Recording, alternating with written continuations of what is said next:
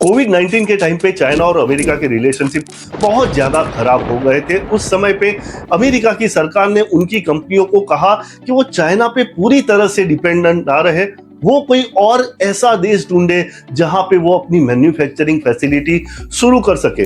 उस समय पे भारत के लोगों को ये लगा था कि अमेरिका के बहुत सारे कंपनी चाइना छोड़ के भारत में आएंगे, लेकिन ऐसा नहीं हुआ। चाइना से बहुत सारे अमेरिका के कंपनी गए तो सही, लेकिन वो भारत नहीं आए, वो गए वियतनाम, इंडोनेशिया, थाईलैंड, ऐसे साउथ ईस्ट एशिया के कंट्री में। साउथ ईस्ट एशिया के ये कंट्री आज भारत के लिए बहुत बड़ा थ्रेट बन गए हैं, बहुत बड़ा कंपटीशन बन गए हैं, और आज भारत के लिए सबसे बड़ा दुश्मन चाइना नहीं है, लेकिन साउथ ईस्ट एशिया के ये कंट्री है जो भारत का बहुत ज्यादा बिजनेस खा रहे हैं। कैसे साउथ ईस्ट एशिया के ये कंट्रीज इतने बड़े मैन्युफैक्चरिंग हब बन गए, देखेंगे हम आज के इस वीडियो में।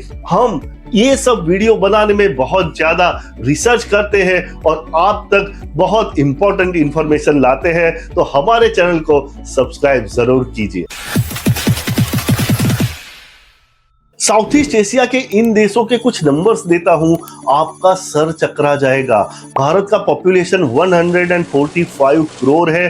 भारत का एक्सपोर्ट 720 बिलियन डॉलर है, और भारत में लास्ट ईयर जो एफडीआई आया था वो था 42 बिलियन डॉलर का। वियतनाम की पॉपुलेशन है 10 करोड़, यानी भारत से 7 या 8%।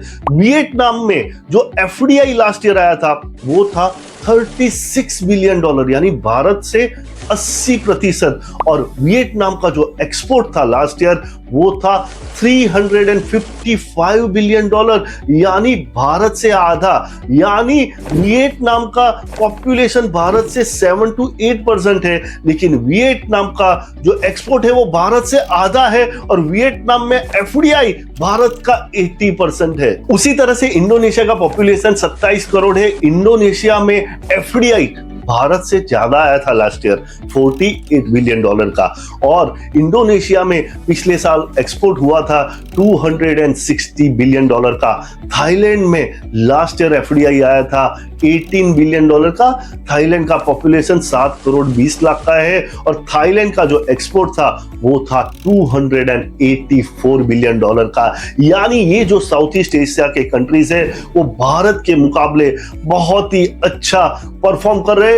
वहां पे बहुत ही ज्यादा यूएस और चाइना से, जापान से इन्वेस्टमेंट आ रहा है। दुनिया के बड़े बड़े कंट्रीज भारत में बिजनेस करने के लिए नहीं आ रहे हैं और साउथ ईस्ट एशिया के इन कंट्रीज में जा रहे हैं। ऐसा क्यों हो रहा है? सबसे पहला रीजन ये है कि इन कंट्रीज में ईज ऑफ डूइंग बिजनेस बहुत ही ज्यादा है, यानी गवर्नमेंट के साथ साइन करने से लेके अपनी प्रोडक्ट को मार्केट में लाने में जहां पे भारत में कम से कम 36 महीने लग जाते हैं, वहां पे ये समय उन कंट्रीज में मात्र 15 महीने का लगता है। दूसरा, भारत में हर स्टेट के अलग अलग रूल्स और रेगुलेशन है, हर स्टेट का अपना अलग नेगोशिएशन चलता है, तो उसकी वजह से भी कंपनी को बहुत ज्यादा दिक्कतें आती है। यानी साउथ ईस्ट एशिया के इन कंट्रीज की जो गवर्नमेंट है वो सब कंपनियों को एक ही बात बोलती है कि आप सिर्फ हमारे वहां पे मैन्युफैक्चरिंग फैसिलिटी डालिए, बाकी सब हम देख लेंगे।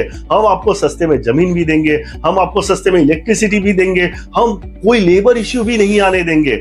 आपको एक एग्जांपल देता हूं, कोविड-19 में ज्यादातर दुनिया के जो देश थे वो नेगेटिव जीडीपी दिखा रहे थे, लेकिन वियतनाम ने कोविड-19 में भी 2 से 3% का पॉजिटिव जीडीपी ग्रोथ किया। उसका रीजन ये था कि वियतनाम की सरकार ने सभी मैन्युफैक्चरिंग फैसिलिटीज को चालू रखा था और उन्होंने कोविड-19 को भी कंट्रोल किया था।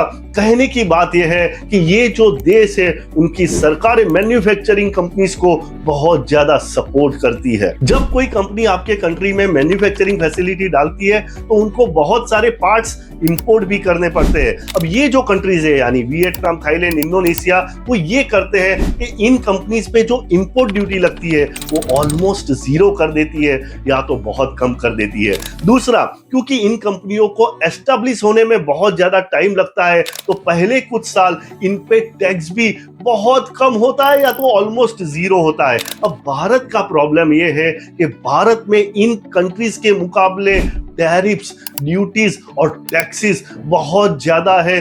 भारत सरकार इसमें जरा भी समझौता नहीं करती है और अगर कोई कॉम्प्रोमाइज करती है वो ना के बराबर होता है। तो इस मामले में ये कंट्रीज भारत को पछाड़ रहे हैं। साउथ ईस्ट एशियन कंट्रीज का और एक बहुत बड़ा एडवांटेज है वहां का लेबर, यानी वहां पे काम करने वाले लोग। साउथ ईस्ट एशियन कंट्री का जो लेबर है वो भारत के मुकाबले कम से कम 10% चीप है और ये वहां के कंपनीज के लिए बहुत ज्यादा मैटर करता है। उनकी बैलेंस शीट और प्रॉफिट एंड लॉस में ये बहुत बड़ा एडवांटेज क्रिएट करता है। दूसरा, वहां का जो लेबर है वो भारत के लेबर के मुकाबले बहुत ज्यादा स्किल्ड लेबर है। और तीसरा, वहां की सरकार ये गारंटी लेती है कि किसी भी कंपनी को कोई लेबर इश्यूज नहीं आएंगे। तो ये बहुत सारे लेबर से रिलेटेड भी advantages south east Asian countries में है।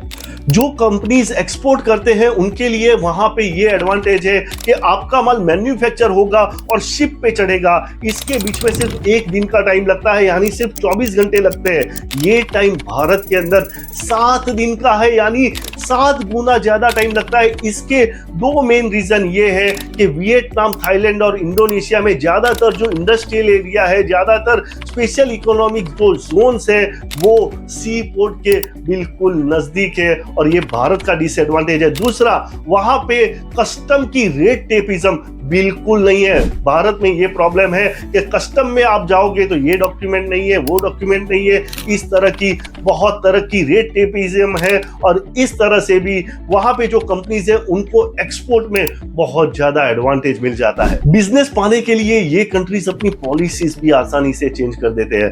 भारत में जब कोई कंपनी आती है तो भारत सरकार की बहुत ज्यादा टर्म्स एंड कंडीशंस रहती है कि जैसे कि आपको भारत में आना है तो आपको भारत की किसी कंपनी के साथ कोलैबोरेशन करना पड़ेगा, एक्सेट्रा एक्सेट्रा।